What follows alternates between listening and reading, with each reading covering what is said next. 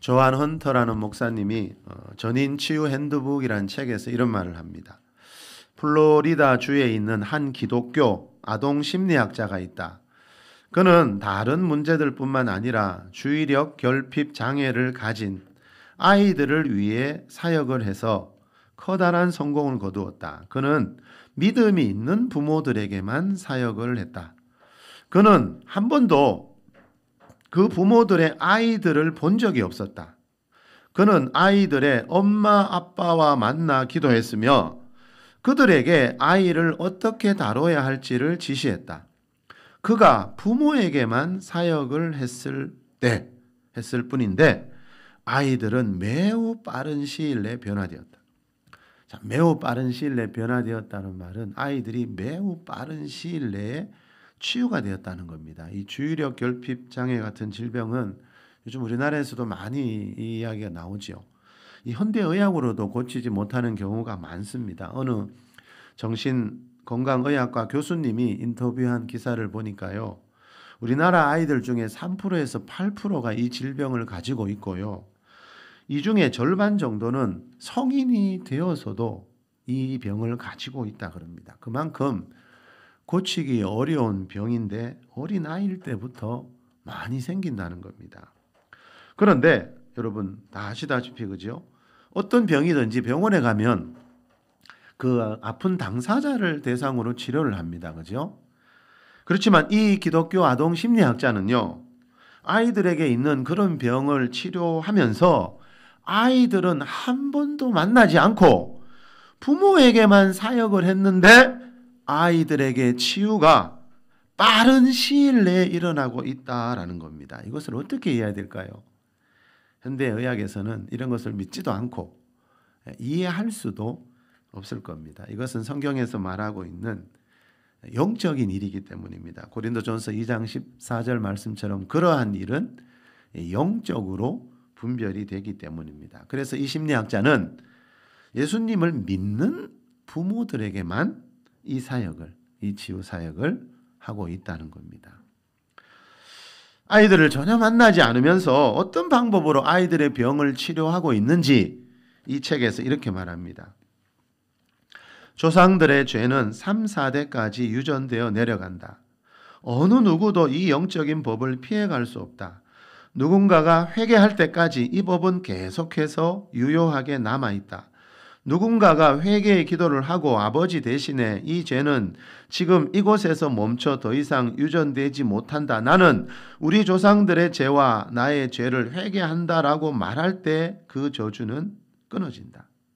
자, 이것은 지난주에 살펴보았던 10계명 중에 제2계명 이야기입니다. 출애굽기 20장 4절에서 6절 말씀인데 자, 하나님이 출애굽한 이스라엘 공동체인 광야 교회 성도들에게 주신 10계명 중에 들어있는 말씀입니다. 자, 우리 이 말씀 다시 한번 보고 출애굽기 20장 4절에서 6절 우리 10계명 중에 제2계명입니다. 다시 한번 읽어봅시다. 시작. 너를 위하여 새긴 우상을 만들지 말고 또 위로 하늘에 있는 것이나 아래로 땅에 있는 것이나 땅 아래 풀 속에 있는 것에 어떤 형상도 만들지 말며 그것들에게 절하지 말며 그것들을 섬기지 말라. 나 내 하나님 여호와는 질투하는 하나님인즉 나를 미워하는 자의 죄를 갚되 아버지로부터 아들에게로 3, 4대까지 이르게 하거니와 나를 사랑하고 내 계명을 지키는 자에게는 1000대까지 은혜를 베푸느니라. 아멘. 자, 5절에 보니까 3, 4대라는 말이 나오고 6절에 1000대라는 말이 나옵니다. 그래서 제가 지난 주일에 3, 4대의 저주와 1000대 축복이라는 제목으로 말씀을 전했습니다.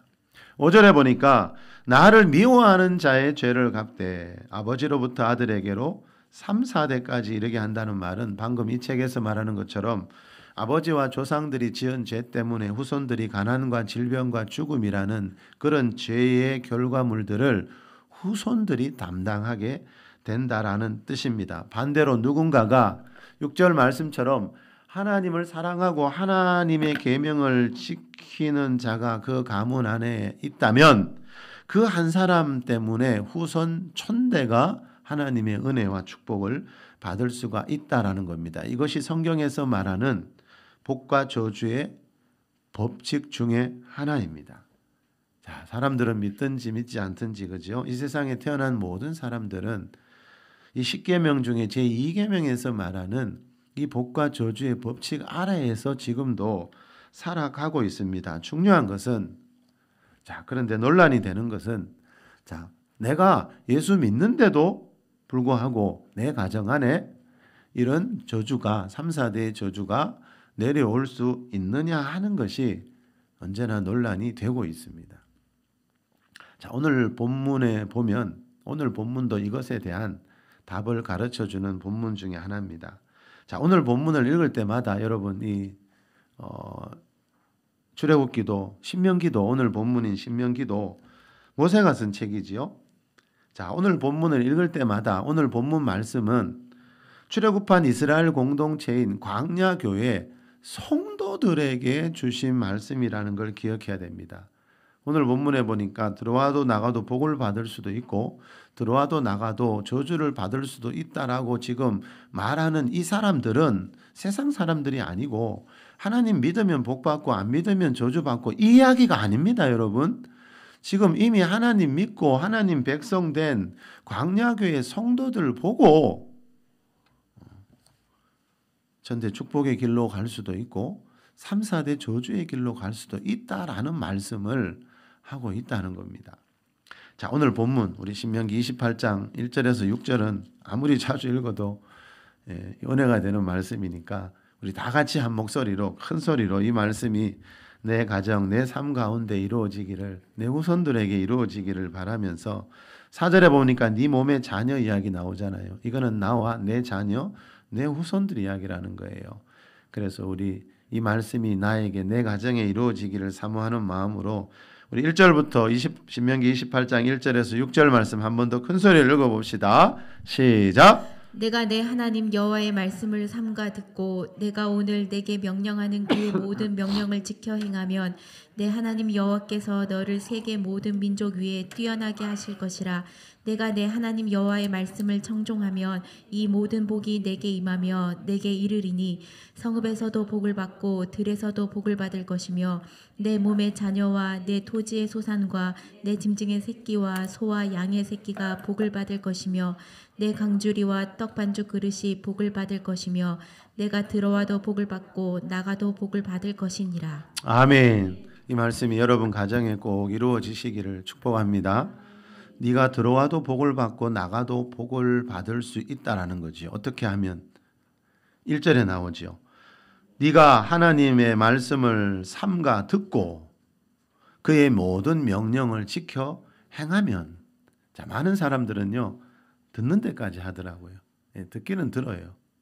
그런데 지켜 행하면 그랬습니다. 우리가 들은 말씀을 하나님 말씀을 지켜 행하면 네가 들어와도 나가도 복을 받는 것이 무슨 뜻인지를 알게 될 것이다.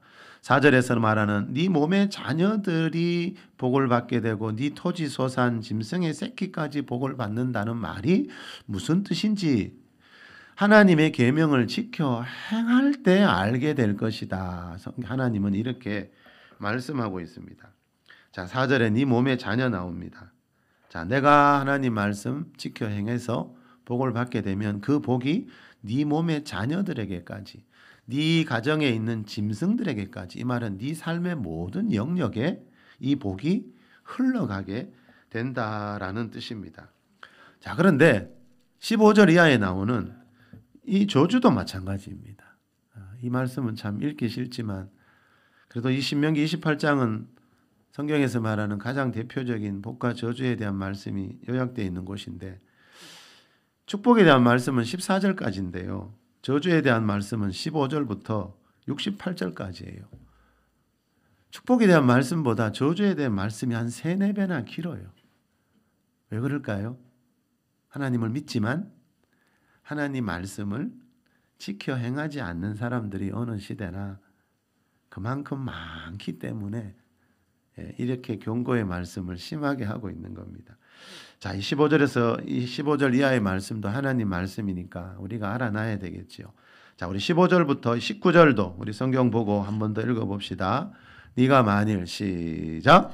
네가 만일 내 하나님 여호와의 말씀을 순종하지 아니하여 내가 오늘 내게 명령하는 그의 모든 명령과 규례를 지켜 행하지 아니하면 이 모든 저주가 내게 임하며 내게 이를 것이니 내가 성읍에서도 저주를 받으며 들에서도 저주를 받을 것이요 또 내 강주리와 떡반죽 그릇이 저주를 받을 것이요 내 몸의 소생과 내 토지의 서산과 내 소와 양의 새끼가 저주를 받을 것이며 내가 들어와도 저주를 받고 나가도 저주를 받으리라.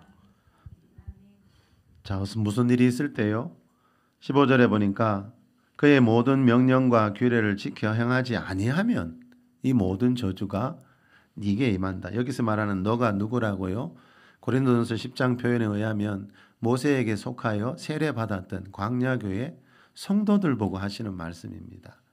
자, 오실 메시아를 믿고 하나님 백성 되었지만 그 중에는 이 앞부분에서 말하는 것처럼 하나님 말씀 지켜 행해서 천대 축복의 길로 가는 사람도 있지만 하나님의 명령을 지켜 행하지 않아서 3, 4대 저주의 길로 가는 사람도 있다라고 하나님이 이렇게 말씀하시고 있습니다. 자, 이 말은 복도 흘러가고 저주도 흘러간다는 겁니다. 이 말은 그 가정 가문 안에 어떤 한 사람 때문에 그 후손들에게 복이 흘러갈 수도 있고 저주가 흘러갈 수도 있다라는 겁니다.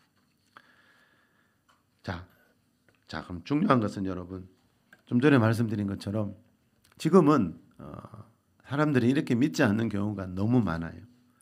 내가 예수님을 믿는데 무슨 저주가 내게 흐른단 말이야. 이렇게 말하는 사람들이 너무 많다는 겁니다. 자, 우리가 성경에서 똑같은 성경을 보지만 그죠? 성경을 어떻게 해석하느냐에 따라서 교회마다 믿는 하나님이 다 다르더라고요. 우리 한국 교회 안에 교파가 300개가 넘는다 그랬죠. 그 교파 교단들마다 왜 그렇게 많은 교파가 갈라졌나 하면 그 중요한 이유 중에 하나는 이 성경 해석의 차이 때문입니다. 예, 성령론에 대한 거, 구원론에 대한 거, 교단마다 다르다는 거 그동안 많이 살펴봤지요. 자, 이 복과 저주에 대한 것도 교단마다 믿는 또 교회마다, 목회자마다, 성도마다 다른 경우들이 참 많이 있습니다. 자, 이 복과 저주를 이야기하면 지난주에 추수감사절 때 말씀드렸지요. 그 미국 청교도의 예를 들면서 그 미국 청교도들이 세운 그 미국이라는 나라 지금처럼 복을 받게 된 것은 그 미국을 세운 청교도들의 그 신앙 때문이다. 수많은 목사님들이 이렇게 설교하더라고요. 예, 그럼 축복이 흐른다는 거죠. 그런데 요즘은 저주가 흐른다는 소리는 거의 안 합니다. 교회 안에서. 근데 오늘 본문에도 봐도 축복에 대한 말씀보다 저주에 대한 말씀을 하나님 믿는 사람들에게 3배, 4배나 더 길게 하고 있거든요. 자, 그러면 과연 무엇이 맞는 말씀일까? 자, 오늘 그걸 잠시 우리가 살펴보고 있습니다. 자, 그런데 우리가 저주라는 말을 이야기할 때 15절에 보니까 네가 명령과 규례를 지켜 행하지 않으면 이 모든 저주가 네게 임할 것이다 그랬죠. 자, 그런데 우리가 이 저주를 이야기할 때 한 가지 오해하고 있는 게 있는데 저주는 하나님이 직접 저주하신다는 뜻이 아닙니다. 단지 하나님이 이것을 허용하실 수밖에 없는 상황이 있다는 겁니다. 하나님이 세상을 창조하실 때부터 이 땅에 만들어 놓은 복과 저주의 법칙이 있거든요. 아담이 죄짓고 난 뒤에 하나님이 그랬지요. 아담아, 너로 말미암아 이 땅이 저주를 받고, 자, 최초의 사람 아담이 지은 죄 때문에 이 땅에 어떤 저주가 흐르고 있습니다. 이 말은 이 세상 창조하실 때부터 하나님이 만들어 놓은 복과 저주의 법칙이 이 세상에 존재하고 있다는 겁니다. 자, 나라마다 법이 있잖아요, 여러분. 하나님 나라에도 우리 인간의 생사화복과 관계된 복과 저주의 법칙이 있습니다. 자, 오늘 본문 바로 뒤에 20절에도 보면요. 네 손으로 하는 모든 일에 여호와께서 저주를 내릴 것이며 이런 말씀이 나오죠. 그리고 21절 그 밑에 보면 여호와께서 네 몸에 연병이 들게 하시고 22절에 여호와께서 네 몸에 폐병과 염증을 들게 하시고 너를 재앙으로 치시고, 자, 그 밑에 아래 가면요. 27절에 여호와께서 피부병으로 너를 치시고 28절에 정신병으로 너를 치시고, 야, 정말 한 줄 한 줄 읽기 싫은 끔찍한 말씀들이 이렇게 길게 나옵니다, 여러분. 자, 그래서 많은 사람들이 뭐라 그러나 하면은, 자, 이걸 봐라. 하나님께서 저주하셔서 믿는 사람들에게 이런 끔찍한 질병을 주신다라고 말하는 사람들이 너무너무 많더라고요. 자, 그러나 여러분, 성경 해석의 원리 중에 하나가 뭔가 하면요, 성경은 어느 한 구절이나 한 부분만을 보고 이것은 이런 뜻입니다라고 말해서는 절대로 안 된다는 겁니다. 예. 자, 절대로라는 말은 반드시 그 말씀을 그 앞뒤 문맥에서, 그 책 전체에서, 나아가서는 성경 전체에서 그 말씀의 의미를 해석하려고 해야 되지, 그 한 구절, 한 부분만을 보고 하나님은 이런 분이다라고 해서는 안 된다는 겁니다. 자, 성경 전체에서 보면 저주하는 것은 하나님의 일이 아니기 때문입니다. 하나님은 단지 어쩔 수 없이 저주를 허용하실 때가 있을 뿐입니다. 출애굽기 15장 26절에 보면요, 하나님이 이 광야교의 성도들에게 나는 너를 치료하는 여호와라고 말씀하신 적이 있죠. 마태복음 4장 23절에 보면 하나님의 아들 예수님이 이 땅에 오셨을 때 두루 다니시면서 백성 중에 모든 병과 모든 약한 것을 고쳤다고 나옵니다. 만약에 하나님이 사람들에게 질병을 주신다면, 어떤 사람들이 말하는 것처럼 하나님이 하나님의 백성들의 신앙을 다듬기 위해서 질병을 주신다면, 정신병을 주시고 암을 주신다면, 하나님의 아들 예수님이 이 땅에 오셨을 때 백성 중에 있는 모든 병과 모든 약한 것을 고치면 안 되지요. 그건 하나님의 일을 지금 방해하는 거잖아요.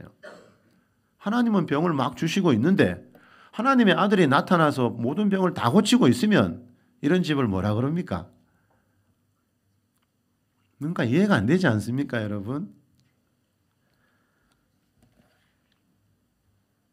요한복음 8장 28절에 보면 예수님이 이런 말씀을 합니다. 내가 스스로 아무것도 하지 아니하고, 예수님이 이 땅에 오셔서 하신 모든 말씀, 모든 일, 사역은 예수님 뜻으로 하신 게 아니라는 거예요. 오직 아버지께서 가르치신 대로 이런 것을 말하는 줄 알리라. 나는 항상 그가, 나를 보내신 그가, 하나님이 기뻐하시는 일을 행한다.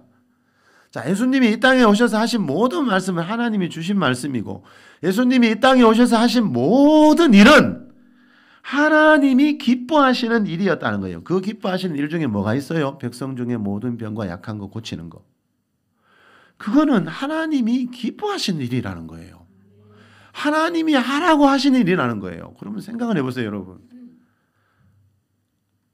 오늘 이 본문 신명기 28장 말씀이 그냥 겉으로 볼 때는 그렇지요. 여호와께서 얼마나 강조합니까? 여호와께서 저주하시고 여호와께서 이런 병 저런 병 주시고. 그래, 이 구절을 딱 보고 사람들이 그런다니까요. 하나님은 우리가 불순종하면 이런 질병을 줘서 우리를 저주하시는 분이라. 그거는 성경 해석의 기본적인 원리를 잘 몰라서 그렇게 하는 말입니다. 자, 성경 전체에서 말하는 하나님과 비추어 보면 오늘 본문 이 말씀은 그런 뜻이 아니라는 거죠. 하나님은 병을 주시는 분이 아니고 병에 걸린 사람이 나을 때 그것을 기뻐하시는 분이기 때문에 자기 아들 보내셔서 백성 중에 일부분의 병이 아니고 모든 병과 모든 약한 것을 다 고치게 하셨습니다. 자, 여러분, 성경에는요, 이렇게 언뜻 보면 완전히 반대되는 말씀들이 많이 있습니다. 그래서 사람들이 자꾸 오해하는 거예요, 하나님을. 자, 오늘 본문 신명기 28장에서는 분명히 여호와께서 저주하시고 병 주시는 하나님이라고 기록되어 있고, 또 좀 전에 소개해드린 것처럼 다른 곳에 보면 하나님은 병을 고치시는 분이고 병 고치는 걸 기뻐하시는 분이라고 되어 있습니다. 둘 중에 어느 게 맞습니까? 둘 다 맞습니다. 둘 다 하나님 말씀입니다. 그래서 성경은 항상 성경 전체에서 그 말씀의 의미가 무엇인지를 찾는 그런 습관을 들이면서 읽어야 하나님에 대한 오해가, 영의 세계에 대한 오해가 없게 된다는 거죠. 케네스에게 목사님이 네 입에 건강이 있다라는 책에서 이런 말을 합니다. 신명기 28장 22절은 우리 방금 읽었던 이 말씀 중에 한 구절이죠. 여호와께서 병을 주신다는, 너를 치신다는 그 말씀입니다. 자, 신명기 28장 22절은 여호와께서 폐병과 열병과 썩는 재앙으로 너를 치시리라고 말합니다. 하지만 성경의 표면을 대충 훑어서 그것이 무슨 말인지 알려고 하면 안 됩니다. 로버트 영 박사의 책 성경 해석의 힌트라는 책에 보면 이 저자는 구약이 히브리어로 기록되었다고 말합니다. 히브리어 원문에서 동사는 사역적 의미라기보다는 허용적 의미가 있습니다. 실제로 그 구절은 이와 같이 번역되어야 맞습니다. 여호와께서 폐병과 열병과 재앙으로 저주가 너를 강타하도록 허용하시리라. 여호와께서 이 재앙들이 너에게 미치도록 허용하시리라. 이렇게 번역되어야 맞다는 거죠. 자, 허용하신다는 말은 하나님이 직접 행하시는 일이 아니고 이 땅에 흐르고 있는 복과 저주의 법칙 때문에 하나님도 어쩔 수 없이 그런 일이 일어나는 것을 지켜보실 수밖에 없다라는 뜻입니다. 여러분, 직접 행하는 거하고 허용하는 거는 분명히 차이가 있다라는 겁니다. 자, 다시 말하면 신명기 28장에서 말하는 이 하나님이 믿는 백성들, 광야교회 성도들을 저주하시고 각종 질병을 주신다는 말은요, 하나님이 그 성도들에게 병을 보내고 재앙을 보낸다는 뜻이 아닙니다. 하나님이 그렇게 직접 저주하신다는 뜻이 아니라는 겁니다. 예. 자, 그래서 성경은 여러분 어느 일부분만을 보고 말하는 게 굉장히 위험하더라고요. 예. 그래서 성경 66권이 우리에게 다 필요합니다. 예. 자, 성경에서 말하는 하나님의 성품 중에 가장 대표적인 게 거룩이지요. 거룩은 죄가 없다는 뜻입니다. 자, 여러분, 하나님은 거룩하신 분이기 때문에요, 그 사람이 하나님을 믿는다고 해서 그 가정 안에 온갖 죄가 가득히 쌓여 있는데, 조상으로부터 내려오는 그 수백 년, 수천 년 동안 그 가문 안에 온갖 죄가 가득히 쌓여 있는데, 그 사람이 하나님을 믿는다고 해서 그런 가정에까지 복을 주시고 그런 가정을 보호해 주시지는 않는다는 겁니다. 물론 그 사람이 하나님을 믿고 예수 그리스도를 믿으면 그 사람 한 사람이 죄에서 구원받는 겁니다. 내가 예수님 믿고 죄에서 구원받았다고 해서 내 가문 안에 수백 년, 수천 년 동안 쌓여있던 죄가 다 사라지는 게 아니라는 겁니다. 그런 말씀은 성경 어디에도 없습니다. 그런데 사람들은 그거를 원하더라고요. 예. 왜요? 좋잖아요. 저도 그 말이 맞았으면 너무너무 좋겠어요. 근데 성경 어디에도 그런 말씀은 없습니다. 그래서 성경에서 말하는 복과 저주의 법칙을 알아야 된다는 거죠. 하나님이 왜 그 모세라는 위대한 선지자와 신앙생활을 하던 이 광야교회 성도들에게 너희들 앞에 두 길이 있다고 말씀하실까? 그러면 이 광야교회 성도들 앞길에만 복과 저주의 두 길이 있을까? 그런 하나님은 아니겠죠. 그런 차별을 하는 하나님은 아니라는 거죠. 자, 여러분, 죄가 가득히 그곳에 가정 안에 가문 안에 쌓여 있으면요, 그 속에서 어떤 사람이 예수를 믿으면 그 사람은 물론 죄에서 구원받아 하나님 백성 되지만요, 이거하고 그 가문 전체의 천대의 축복이 임하는 것은 완전히 다른 이야기라는 겁니다. 내가 예수 믿고 죄에서 구원받았다고 해서 수백 년, 수천 년 내 가문 안에 쌓여있는 죄가 샥 사라지는 그런 복음은 없다는 거죠. 있으면 좋겠는데. 자, 다시 말하면 죄가 쌓여있는 곳에는 하나님이 보호막을 쳐주지 않습니다. 죄가 쌓여있는 그런 가정에는요, 가난과 질병과 죽음이라는 재앙이 들어올 때 하나님이 보호막을 쳐주시지 않는다는 겁니다. 그래서 그런 일들이 일어날 수밖에 없도록 하나님은 그냥 허용하실 수밖에 없습니다. 이 자연계의 법칙이 있듯이 하나님이 이 영적인 세계에도 법칙을 만들어 놓으셨거든요. 자, 이것을 다르게 표현하면요, 죄가 쌓여 있는 곳에는 반드시요, 도둑질하고 죽이고 멸망시키는 마귀가 합법적으로 그곳에서 일하고 있습니다. 그래서 죄의 결과물인 가난과 질병과 죽음은 결국 마귀에게서 왔다고 성경에 나와 있지요. 아담이 마귀의 유혹에 넘어가 죄 짓고 난 뒤에 이 가난과 질병과 죽음이라는 죄의 결과물이 생겼지요. 다시 말하면 이 죄가 마귀로부터 왔다는 말은 이 죄의 결과물들은 마귀로부터 왔고 마귀가 하는 일이라는 겁니다. 저주의 배후에는 하나님이 계신 게 아니고 마귀가 있습니다. 자, 그래서 성경에 보니까 사도들 마귀를 대적해서 쫓으라고 말하는 겁니다. 귀신을 쫓으라고 말하는 겁니다. 마귀와 귀신들이 하는 일은 도둑질하고 죽이고 멸망시키는 일이니까 어떻게 하면 이 마귀와 귀신들을 쫓는지 성경이 다 가르쳐 주시잖아요. 자, 여러분, 내가 예수님 믿고 있지만 그동안 내 가문 안에 있던 죄가 사라지는 게 아니기 때문에 느헤미야서 1장 6절에 보면 이 느헤미야 선지자는 나와 내 아버지의 집이 범죄하였나이다 하면서 하나님 앞에서 내 아버지의 집, 조상들이 지은 죄를 대신 회개하고 있는 겁니다. 그래서 에레미야 애가 5장 7절에도 이런 말씀이 있습니다. 우리 조상들은 범죄하여 없어졌으며 죽었다는 겁니다. 우리는 그들의 죄악을 담당하였나이다. 현대인의 성경에 보면 이 말씀이 이렇게 번역되어 있습니다. 우리 조상들은 범죄하였으나 심판이 내리기 전에 죽었으므로 우리가 대신, 후손들이 대신 그 죄의 대가를 받고 있습니다. 자, 우리가 대신 그 죄의 대가를 받고 있다는 말은 조상들이 죄 짓고 죽은 뒤에 그 조상들이 지은 죄 때문에 후손들이 가난과 질병과 죽음이라는 죄의 결과물들을 후손들이 대신 치르고 있다는 겁니다. 성경은 이것을 보고 저주라고 표현을 합니다. 요한삼서 1장 2절에 보면 하나님이 우리에게 주시는 복을 한마디로 이렇게 표현하지요. 사랑하는 자여, 네 영혼이 잘된 같이 네가 범사에 잘되고 강건하기를 내가 간구하노라. 자, 사도 요한이 성도들을 위해 이렇게 기도했다는 말은 이게 성령께서 사도 요한에게 감동을 주셔서 기록한 말씀이잖아요. 이게 하나님의 마음, 성령님의 마음이라는 거죠. 자, 하나님이 하나님 백성들에게 주시는 복은 이겁니다. 영혼이 먼저 잘 되면 범사하는 일이 잘 되고 네 몸도 건강해지고 영혼육의 축복을 받고 거기서 끝나는 게 아니고 이 복을 네 자녀 후손 천대까지 물려주는 것이 하나님의 백성들을 향한 하나님의 약속이라는 것을 우리가 다시 한번 기억할 수 있길 바랍니다. 요한삼서 1장 2절 말씀, 여러분 이 복 받으려고 하나님 믿는 겁니다. 복을 강조하면 다 기복주의 아닙니다, 여러분. 예.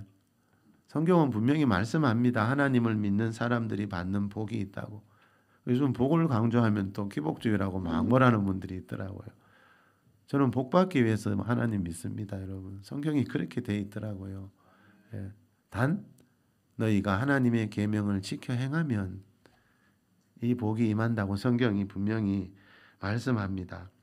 자, 요한삼서 1장 2절 말씀, 여러분 이 복 받으려고, 이 말씀 안에 있는 복 받으려고 우리가 지금 예배하고 하나님 믿거든요. 그래서 여러분 우리 교회 주보에 매주 실려 있지요. 우리 교회 곳곳에 1층에도 위에도 이 말씀 적어놨지요. 왜요? 예수님 믿어서 이 복 받자고. 그리고 이 복 받아서 내 후손 천대까지 이 복 물려주자고. 이 복 받으면서 봉사하고 전도하고 선교하자고요. 예. 내가 받은 게 있고 가진 게 많을수록 더 많은 사람들에게 영향을 끼칠 수 있고 더 많은 영혼들을 구원할 수가 있거든요. 예. 그래서 하나님은 하나님을 믿는 모든 사람들에게 이 영혼육의 3중 축복을 주시려고 한다는 거지요. 그런데 안타깝지만 이 복을 모든 성도들이, 광야교회 성도들이 다 받는 것이 아니고, 자, 천대 축복의 길로만 다 가면 좋겠는데 그렇지 않는 경우들이 너무 많다라는 거죠. 좀 전에 예레미야 선지자의 말처럼 우리 조상들은 범죄하여 죽었는데 후손들이 그 죄의 대가를 대신 담당하고 있대요. 자, 이 말은 뭐지요? 하나님을 믿고 난 뒤에 천대의 복을 받기 위해서는 내 가문 안에 있는 죄를 내가 대신 회개해야 그 하나님의 복이 오는 것을 방해하지 않는다는 거죠. 다시 말하면 하나님이 복을 안 주시는 게 아니고요. 우리가 하나님의 복을 받는 것을 방해하는 장애물들을 우리가 제거해야 한다는 거죠. 하나님이 가장 싫어하는 게 뭐죠? 방금 말씀드렸지요. 거룩하신 하나님이 가장 싫어하는 게 뭐겠습니까? 죄입니다. 그러니까 죄가 없는 삶, 죄가 없는 가정, 가문, 여러분 그곳에 하나님은 임하셔서 복을 주시고 천대까지 함께 하신다는 거지요. 그렇다면 한번 생각해 봐야죠, 여러분. 나는 예수님 믿고 죄에서 구원 받았지만 내 가문 안에 수백 년, 수천 년 내려오는 그 쌓여있는 죄, 그 죄는 그러면 지금 나의 삶과 아무 관계가 없을까? 그런 복음이 있으면 정말 좋겠어요. 저도 그걸 믿고 싶어요. 근데 성경 어디를 봐도 그런 복음은 없더라고요. 그러면 이 선지자들은 뭐하러 그렇게 조상들이 지은 죄 때문에 기도하고 있지요? 여러분, 조상들이 남겨놓은 죄 때문에 죄의 대가를 담당했던 사람들, 예레미야 같은 선지자들, 하나님을 열심히 믿었던 분들이라는 것을 꼭 기억해야 합니다. 불신자들은 당연히 그렇게 되겠지요. 죄의 저주 아래서 죄를 물려주고 살고 있기 때문에 그런 가정에는 죄의 결과물들이 대를 이어서 끊임없이 일어납니다. 보십시오. 사회에서 아무리 성공하고 유능한 가정에도 여러분, 하나님 없이도 돈은 많이 버는데 여러분, 그 돈 많이 벌면 가정에 보십시오. 그러면 질병도 이기고 사는가? 그렇지 못하다는 걸 우리가 금방 알 수 있거든요. 재산 수천억 있지만 수백억 있지만 질병을 못 이기는 가정들이 얼마나 많습니까? 현대의학이 이렇게 발전되었는데도. 자, 우리 다니엘서 9장 16절을 같이 한번 읽어봅시다. 앞에 나옵니다. 시작. 주여 구하옵나니 주는 주의 공의를 따라 주의 분노를 주의 성 예루살렘 주의 거룩한 산에서 떠나게 하옵소서. 이는 우리의 죄와 우리 조상들의 죄악으로 말미암아 예루살렘과 주의 백성이 사면에 있는 자들에게 수치를 당함이니이다. 주의 백성이 됐으면 사면에 있는 사람들에게 부름을 받아야 되겠죠. 영혼이 잘 되고 범사가 잘 되고 강건해서. 왜 당신 집은 하는 일마다 그렇게 잘 되고 왜 당신 집은 왠지 모르게 평안한 것 같노? 그래야 되는데 보십시오. 다니엘이 지금 뭐라 그럽니까? 지금 주의 백성들이 사면에 있는 세상 사람들에게 수치를 당하고 있대요. 복의 근원이 되어야 되는데 축복의 통로가 되어야 되는데 세상에서 그죠? 아브라함처럼 세상 사람들 속에서 수치를 당하고 있대요. 내 자녀들이 세상에서 직장에서 일터에서 수치를 당하고 있는 거예요. 왜 그럴까요? 성경은 항상 답도 가르쳐 줍니다, 여러분. 성경은 항상 근원을 이야기합니다. 앞에 나오지요. 우리의 죄와 우리 조상들의 죄악으로 말미암아 그랬습니다. 우리의 죄만이 아니고 우리 조상들의 죄악으로 말미암아. 자, 이 다니엘도 똑같은 이야기 하지요. 느헤미야처럼, 에레미야처럼 우리 조상들의 죄 때문에 믿는 가문에서 태어난 후손들이 세상 사람들에게 지금 수치를 당하면서 살고 있다는 거예요. 자, 성경이 이렇게 곳곳에서 강조하고 있는데도요. 이상하게도 요즘 유튜브에 보면 그죠? 지난주에도 잠깐 말씀드렸지만 유튜브에 보면 예수님 믿는 사람이 있는 가정에는 어떠한 저주도 흐르지 않는다는 그런 설교들이 참 많이 올라 있습니다. 비율로 보면은 한국 교회에는 그런 설교들이 훨씬 더 많이 하고 있습니다. 자, 그런 설교들은 듣기에는 너무나 은혜가 됩니다. 저도 그 말씀이 맞았으면 정말 좋겠어요. 그렇지만 중요한 게 뭡니까? 성경이 그렇게 말하고 있느냐 하는 거죠. 제가 볼 때는 아무리 성경을 봐도 성경이 그렇게 말하고 있지 않다는 거죠. 자, 여러분, 그런 설교들을 보면요, 지난 주일에 사무엘하 21장에서 보았던 다윗 왕 시대에 3년 기근이 있었던 이유에 대해서는 전혀 거의 언급하지 않더라고요. 자, 다윗 왕 시대에 3년 기근이 있었던 이유가 뭐라 그랬죠? 이미 죽어서 이 세상을 떠난 사울 왕이 사울 왕 시대에 기본 사람들을 죽인 죄 때문에 다윗아, 너희 나라에 지금 3년 동안 기근이라는 고통을 국가적으로 당하고 있다. 하나님 말씀했거든요. 그 다윗의 후손 7명을 목매달아 죽였을 때 하나님이 그 땅을 향한 기도를 그때부터 다시 듣기 시작했다라고 분명히 나오거든요. 죄는 다윗이 지었는데 그 죄의 대가는 후손들인 죄는 사울이 지었는데 그 사울이 지은 죄의 대가를 그 후손들인 다윗과 그 시대 백성들이 3년 기근 동안 담당하고 있었거든요. 자, 사울왕처럼요, 이 지도자들이 이 국가적으로 짓는 죄는 더 위험합니다, 여러분. 나라 전체에 3년 기근이 왔다잖아요. 국가적인 죄를 지으면 국가적인 죄의 결과물들을 만나게 됩니다. 우리나라에도 이런 일이 있었습니다, 여러분. 6.25 전쟁요. 일제강점기인 1938년에 장로교단의 총회에서 신사참배는 그 일본 신에게 절하는 것은 종교의식이 아니고 국가의식이므로 받아들인다라는 결정을 하고 그렇게 시행을 했습니다. 예배당 안에서도 일본 신한테 먼저 절하고 예배를 드렸대요. 책에 보니까. 이어서 한국의 거의 모든 교단에서 신사참배를 이런 식으로 이제 하기로 결의했습니다. 그런데 이 죄 때문에 얼마 뒤에 1950년에 6.25 전쟁이 일어났다고 말하는 분들이 많이 있는데 저도 그렇게 믿고 있습니다. 왜냐하면 성경에 보면 이스라엘이 우상 숭배할 때마다 가장 많이 일어났던 일 중에 하나가 전쟁이었거든요. 그 당시에 주기철 목사님처럼 신사참배를 반대하다가 감옥 가고 순교까지 한 분들도 있었지만 그런 분들은 아주 소수였습니다.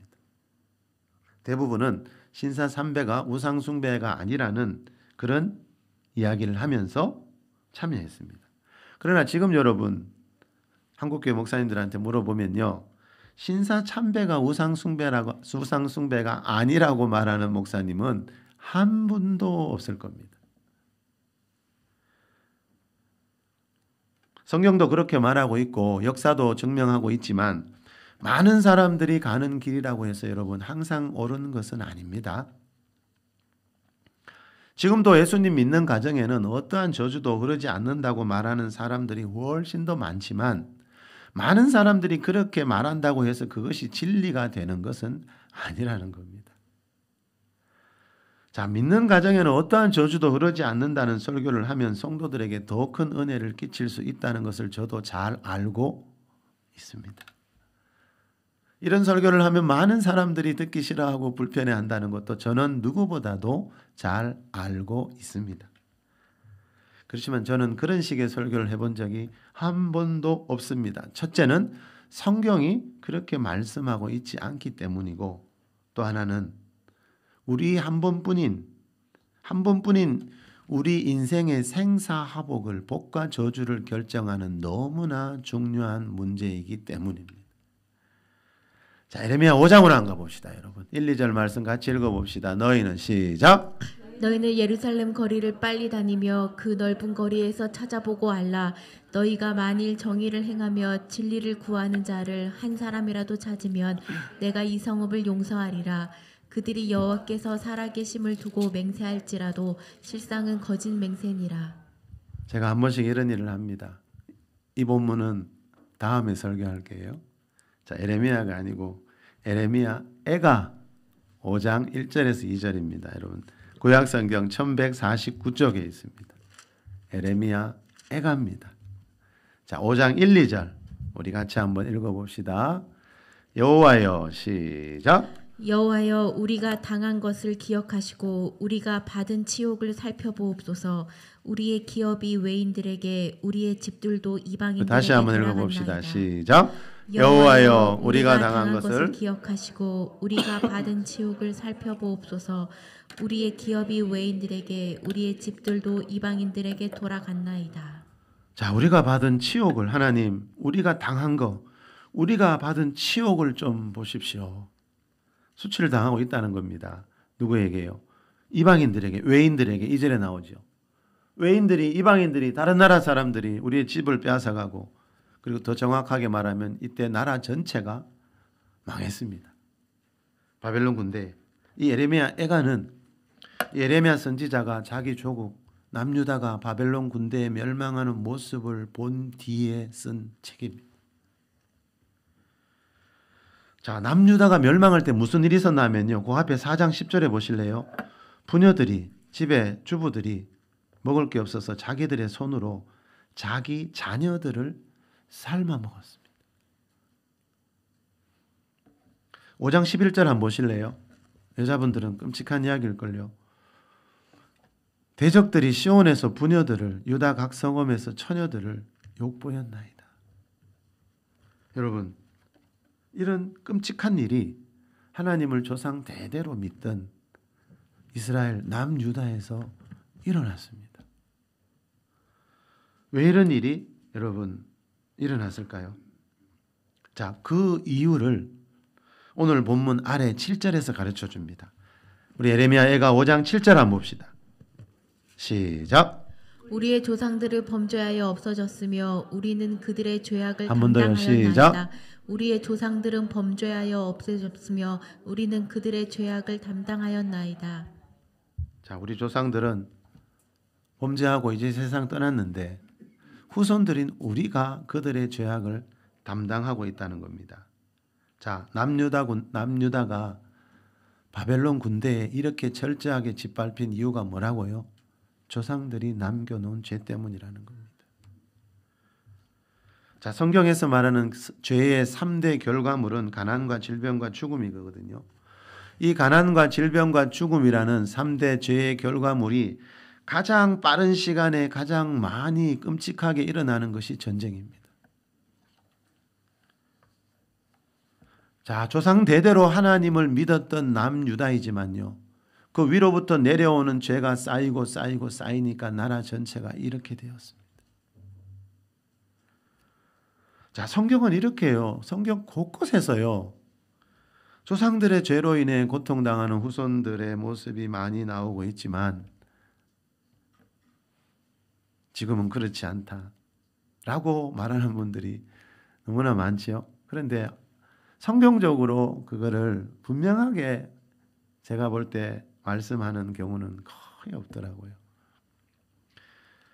자, 예수 믿는 사람이 생기면, 하나님 믿는 사람이 생기면 그 가정 안에, 가문 안에 어떠한 저주가 없다는 그런 주장들이 많지만, 자, 그런 분들이 가장 강조하는 성경 구절들이 또 있다 했지요. 자, 그런 구절 중에 대표적인 게 뭐라 그랬죠? 우리 지난주도 살펴봤죠. 에스겔 18장 2절이거든요.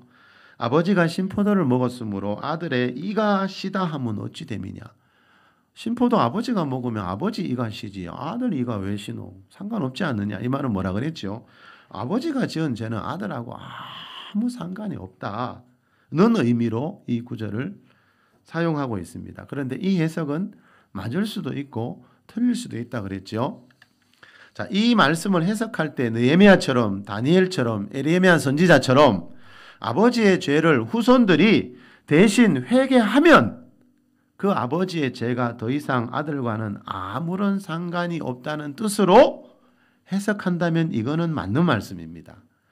그런데 가게에 흐르는 저주를 믿지 않는 사람들은 이 말씀을 이런 식으로 해석하는 게 아니라 아버지가 지은 죄는, 조상들이 지은 죄는 어떠한 경우에도 아들과 상관이 없다라고 이렇게 해석을 한다는 거죠. 그런데 이런 주장은 십계명과 완전히 반대되는 이야기라는 겁니다. 그래서 여러분 좀 헷갈리지요. 그런데 알고 보면 전혀 헷갈리지 않습니다. 성경은 일관성이 있거든요. 통일성이 있거든요. 아까 말씀드린 대로 성경 해석의 기본 원리 원칙을 조금만 배우면 성경이 그렇게 헷갈리지 않는다는 거죠. 자, 여러분, 십계명은요, 하나님 나라의 영원한 법입니다. 혹시 십계명은 구약 시대만의 법이라고 말하는 분이 있던가요? 십계명은 신약 구약 시대 전 시대를 통한 영원한 법입니다. 자, 그렇다면은 십계명의 2계명에서 말하는 3, 4대 저주와 천대 축복도 영원한 법이라는 것을 우리가 알 수 있지요. 자, 이 문제는 조금 뒤에 언급하겠고요. 그런데 또 어떤 분들은요, 이렇게 말하는 분들도 있어요. 신약 시대에도 믿는 가정에도 저주가 흐를 수는 있지만 그것은 구약 시대 때만의 이야기다, 이렇게 말하는 분들도 또 있지요. 예. 저는 그분들이 반론하는 것을 다 성경을 통해 살펴봤습니다. 제 나름대로. 예. 그분들이 말하는 게 언뜻 들으면 다 맞거든요. 예. 성경을 통해 성경을 연구하지 않으면, 예. 제가 늘 그랬지요. 안타까운 것은 교회 안에 하나님 말씀이 있고 하나님 말씀과 아주 비슷한 말씀이 있습니다. 그래서 베레아교회 성도들처럼 성경을 읽고 연구하고 상고하지 않으면 누군가가 아주 비슷한 말씀을 할 때 그거를 하나님 말씀으로 받아들이는 경우들이 교회 안에 너무나 많다는 겁니다. 예. 여러분, 하나님 말씀과 아주 비슷한 말씀은 하나님 말씀이 아닙니다. 그건 사람의 계명이고 장로들의 유전이고 전통이지요. 자, 여러분, 신약 시대에는 그래 믿는 가정에도 저주가 흐를 수 있는데 그거는 예수님 오시기 전이고 예수님 오신 이후 신약 시대에는 다 사라졌다 이렇게 주장하는 분들이 또 있더라고요. 그분들이 주장하는 이유가 뭔가 하면 갈라디아 3장 13절에 보면 그리스도께서 우리를 위하여 저주를 받은 바 되사 율법의 저주에서 우리를 속량하셨다. 이 말씀을 보면 예수님 오신 뒤에는 모든 저주가 다 사라졌다 이렇게 주장하더라는 거지요. 언뜻 들으면 여러분 맞습니다. 언뜻 들으면요. 손기실 장로님이 기름 부으심이 넘치는 치유와 권능이라는 책에서 이런 말을 합니다. 축복받는다는 말은 익숙하지만 저주받는다는 말은 생소할 뿐만 아니라 비성경적인 것처럼 생각한다. 이러한 생각이야말로 기복신앙이 아닐까. 죄를 지으면 해당되는 죄값이 있으며 그 죄값을 갚을 때만 죄에서 자유로워진다. 이것이 하나님의 법칙이다. 경험적으로 볼 때 내적 치유든 질병 치유든 일반적인 방법으로 기도했을 때 치유되지 않는 경우는 그 원인이 직간접적인 저주로 인한 것이 대부분이다. 자, 이분이 치유사역자라 그랬죠. 저도 이분이 몇 년 전에 그 선한 목자교회에서 월요일마다 치유 집회할 때 그 먼 것을 몇 번이나 가봤습니다. 가니까 정말 매주마다 1-2천 명이 그때는 지금은 다른 곳에서 하지만 1-2천 명이 그 치유받으러 치유 집회에 참석을 했어요. 다시 말하면 무슨 말인가 하면 이분은요 지금도 치유사역 하시더라고요. 늘 이 질병을 가진 수많은 사람들을 아마 지금 한국의 어느 목사님보다 이분은 장로님이거든요. 어느 목사님보다도 수많은 병자들을 대상으로 치유사역을 하신 분이라는 거죠. 이분이 경험적으로 볼 때, 그렇죠? 그동안 수많은 사람들을 만나 치유해서 치유사역을 해보니까 질병의 치유든 내적 치유든 치유되지 않는 사람들을 보니까 그 원인이 직간접적인 저주로 인한 것이 너무 많더라. 그리고 더 들어보실래요? 그러나 놀랍게도 많은 그리스도인들은 예수님이 율법의 저주에서 우리를 속량하셨기 때문에 예수를 믿기만 하면 모든 저주에서 자동적으로 벗어난다고 생각한다. 자동적이 아니라는 거죠. 이 말은 예수님 믿으면 누구나 모든 저주에서 벗어나서 천대 축복의 주인공이 될 수 있지만 그렇다고 해서 예수님 믿기만 하면 자동적으로 그렇게 다 되는 것은 아니라는 거죠. 방금 읽어드린 갈라디아서 3장 13절 말씀을 보면서 예수님 믿는 순간에 모든 저주가 다 끊어졌다. 저절로 자동적으로 끊어졌다라고 말하는 사람들이 많지만 성경은 그렇게 단순하게 해석하는 책이 아니라는 겁니다, 여러분. 만약 그 말이 맞다면, 만약 그 주장들이 맞다면 베드로전서 2장 24절에 보면요. 그가 채찍에 맞음으로 너희는 나음을 입었나니라는 말씀이 나오거든요.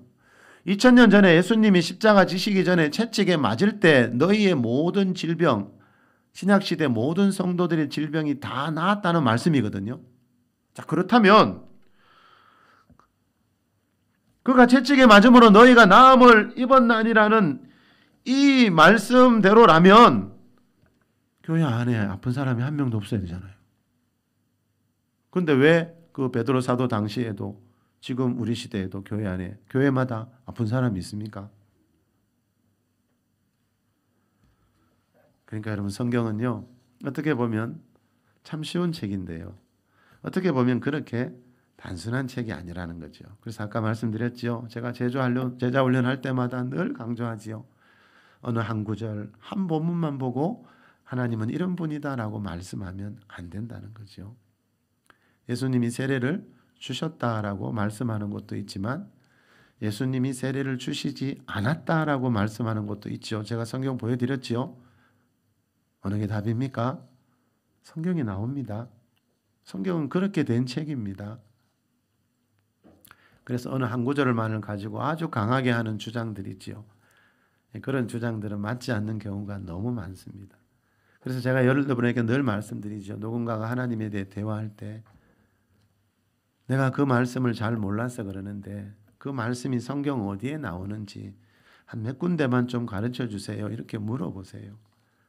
그리고 성경을 통해 말씀하지 않는 거는 그냥 사람들이 말하는 거는 그냥 듣고 참고만 하세요.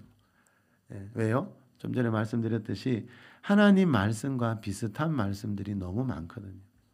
그래서 여러분 제 설교도 듣고 집에 가서 오늘 설교에 대한 주제들 좀 살펴보라고 늘 말씀드리잖아요. 자, 물론 예수님 믿으면 여러분 모든 저주와 질병에서 벗어날 수 있는 것은 맞습니다. 그렇죠? 그 말씀은 맞지만 그렇다고 해서 예수님 믿자마자 그것이 저절로 나에게 다 이루어지는 것은 아니라는 뜻입니다. 자, 성경 말씀을 내가 직접 체험하기 위해서는요. 그 성경이 말씀하고 있는 진리를 내가 내 삶에 적용해야 한다는 겁니다. 예수님을 믿기만 한다고 해서 이 성경에서 말하는 모든 축복이 나에게 임하는 게 아니라는 겁니다. 그거는 우리 현실을 보면 얼마든지 알 수 있는데 왜 사람들은 그렇게 주장할까? 저는 너무 안타깝더라고요. 예수님이 우리 죄를 위해 십자가에서 흘려주신 그 보혈의 능력이면 이 땅에 흐르는 모든 죄의 저주를서부터 벗어날 수 있는 것은 당연한 일입니다, 여러분. 그런데 그 예수님 믿는 순간에 내가 예수님 믿었다고 해서 내 가문 안에 가득히 쌓여있는 모든 죄가 다 사라지고 그 죄로 인한 저주들이 다 사라지는 것은 아니라는 뜻이에요. 이것을 구별하지 못하는 경우들이 너무 많더라고요. 여러 선지자들이 그랬던 것처럼 내가 예수 믿고 난 뒤에는 여러분 우리가 하나님 앞에 죄인인 거 알고 회개하면서 예수 믿고 하나님 백성 됐잖아요. 그거예요. 내가 예수님 믿을 때 내가 죄인인 걸 고백하고 죄에서 구원 받았듯이 그렇게 예수님 믿고 죄에서 구원받아 하나님 백성 되고 난 뒤에는 이제 내 가정, 가문 안에 쌓여있는 죄를 회개하면 되는데 왜 이것이 그렇게 어려운 일일까요?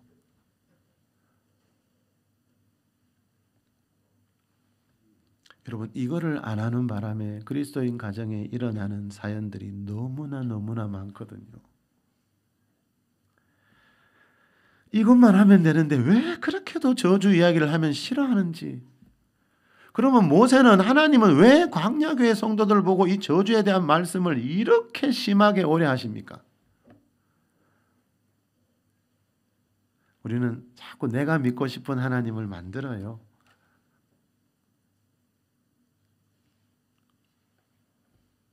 십계명에서 말하는 이 3대 저주, 3, 4대 저주와 1000대 축복은요. 구약 시대만이 아니고 신약 시대에도 적용되는 영원한 법이라는 걸 꼭 기억하셔야 합니다.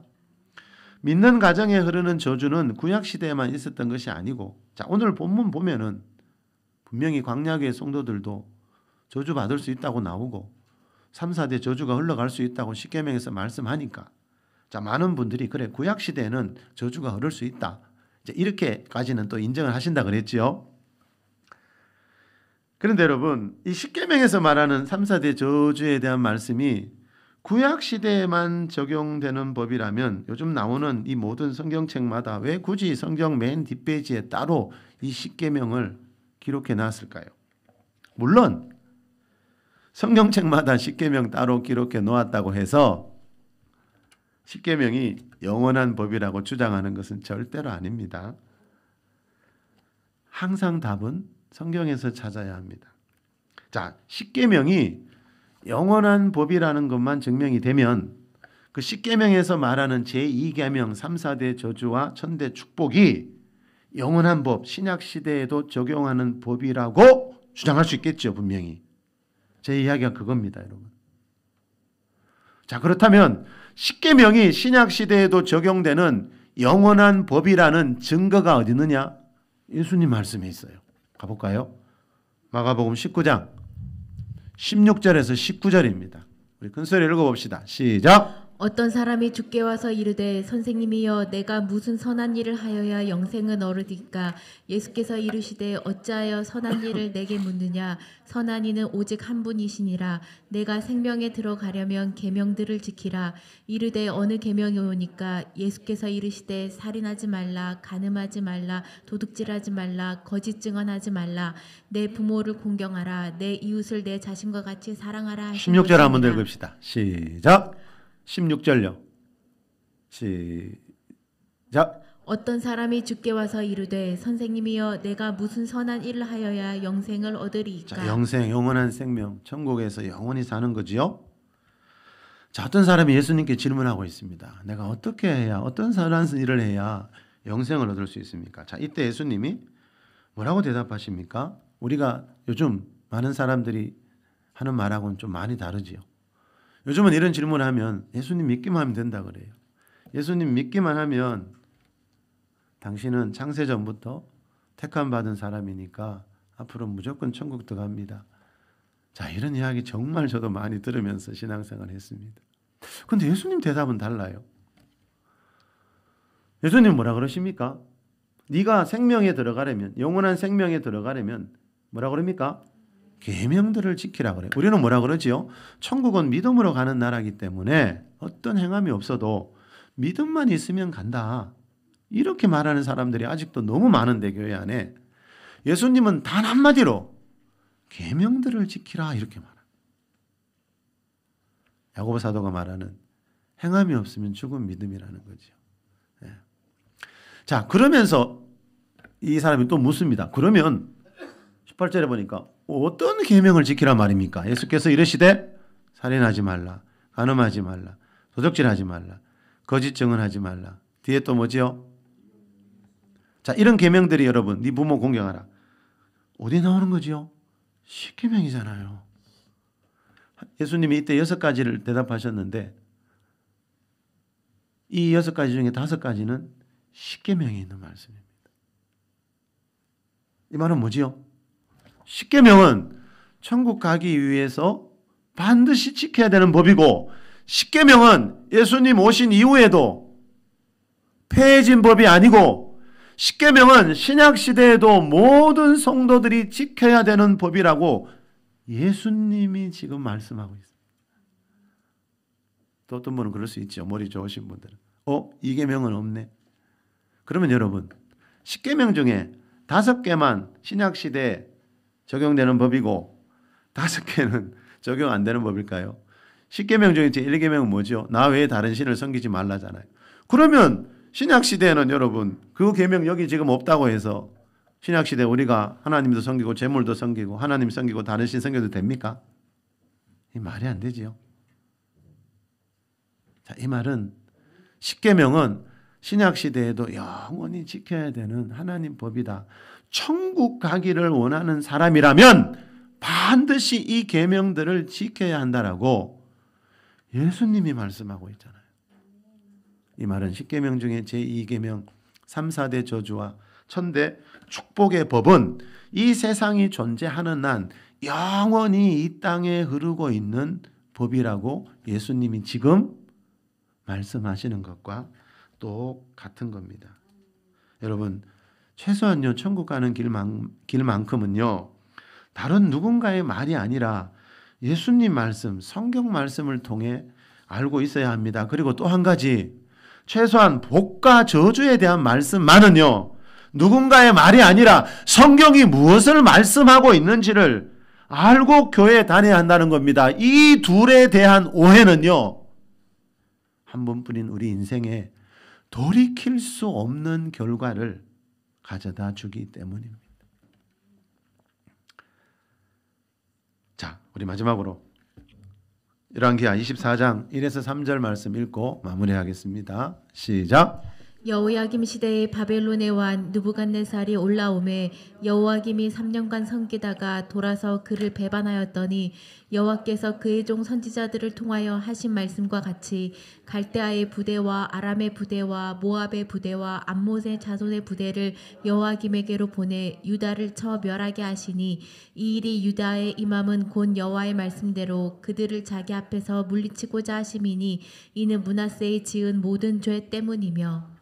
자, 시간도 많이 갔는데 제가 왜 또 다른 본문을 보여드리나 하면요, 성경에 이런 본문이 너무 많다는 것을 여러분한테 지금 다시 보여드리는 겁니다.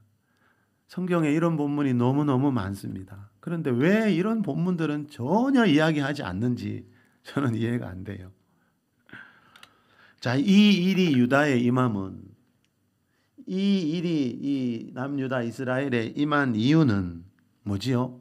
므낫세가 지은 모든 죄 때문이며. 자, 이 일이 뭔가 하면요, 여기서 말하는 이 일이 뭔가 하면 앞에 1, 2절에 나오듯이 여호야김 왕 시대에 바벨론이 쳐들어온 겁니다. 바벨론이 전쟁을 일으킨 겁니다. 그래서 이때부터 이 남유다는 이제 망하는 길로 들어서서 나중에 바벨론에게 완전히 망해서 이제 포로로 끌려가서 70년 포로 생활을 하게 됩니다. 자, 남유다가 완전히 멸망한 것은요, 기원전 주전 586년 시드기야 왕 때이지만 바벨론의 공격은 이 18대 왕인, 시드기야는 20대고 28대 왕인 여호야김 때부터였거든요. 이 여호야김은 남유다의 18대 왕이고 여기서 말하는 므낫세는 15대 왕입니다. 이 여호야김이 왕으로 즉위한 것은요, 기원전 609년이고 므낫세는 그보다 88년 전에 왕으로 즉위했습니다. 그러니까 여호야김 왕 시대에는 므낫세는 이미 죽어서 이 세상을 떠난 사람입니다. 그런데 여호야김 왕 시대에 바벨론이 전쟁을 일으켰는데 그 이유를 이 열왕기하의 저자는 뭐라 그럽니까? 88년 전에 왕노릇했던 그 므낫세가 지은 죄 때문이다, 이렇게 말합니다. 이런 말씀들이 신약시대와 아무 상관이 없을까요? 이런 말씀들이 얼마나 많이 나오는데요. 신약시대와 아무 상관이 없는 말씀들을 이렇게 구약에서 하고 있을까요? 물론 폐해진 율법도 있다 했지요, 일부분요. 자, 여러분, 세상 사람들이 볼 때 남유다가 멸망한 것은 바벨론 때문입니다. 그런데 진짜 원인은 뭡니까? 므낫세의 죄 때문입니다. 어떤 가정이 불행해지는 이유는 그 가난과 질병과 재앙 때문이지만 진짜 원인은 그 가정 안에 쌓여있는 죄 때문이라는 겁니다. 성경은 이걸 이야기합니다. 조상들이 남겨놓은 죄가 있는 가정에는 가난과 질병과 죽음과 전쟁이라는 죄의 결과물들이 싹을 틔우고 올라오는 날이 반드시 있다라는 게 성경 말씀입니다. 그래서 죄를 멀리하고 히브리서에 보니까 죄에서 구원받은 그리스도인들을 보고 피 흘리기까지 죄와 싸우라 그러는 겁니다. 죄에서 구원받았다고 아무 죄나 지어도 됩니까, 여러분? 죄에서 구원받았다고 내가 미래에 아무 죄나 지어도 다 천국 갑니까? 제가 볼 때 그런 천국 없더라고요.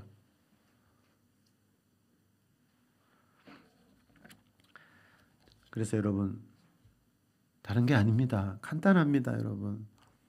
내 죄를 회개하고 구원받았듯이 그렇게 구원받고 난 뒤에는 내 가정 가문을 돌아보자는 겁니다. 위에서 내려온 내 조상들이 세워놓은 그 수많은 죄들, 하나님이 미워하시는 죄, 특히 우상 숭배 죄들이 내 가정 가문 안에 쌓여있지 않은가, 그거 돌아보고 그거 회개하자는 겁니다. 예레미야처럼, 느헤미야처럼, 다니엘처럼. 그게 왜 잘못된 겁니까?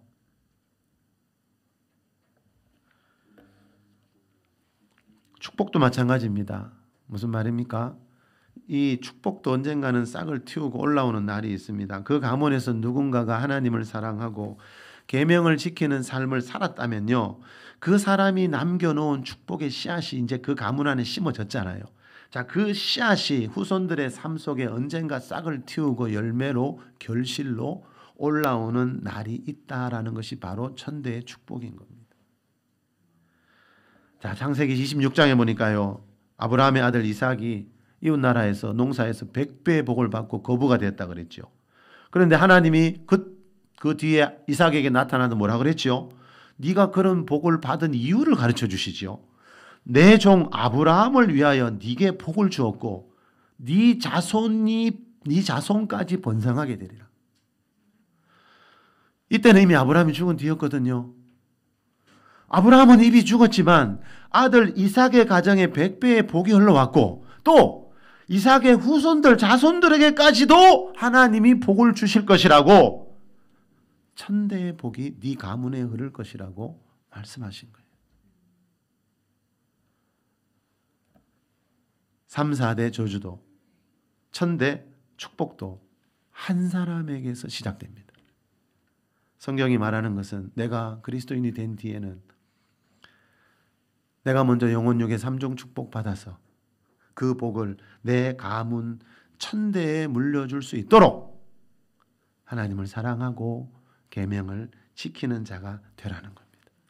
저와 여러분도 아브라함의 후손답게 내 가문 안에 1000대의 축복을 물려주는 그 한 사람이 될 수 있기를 우리 주 예수 그리스도의 이름으로 축원합니다.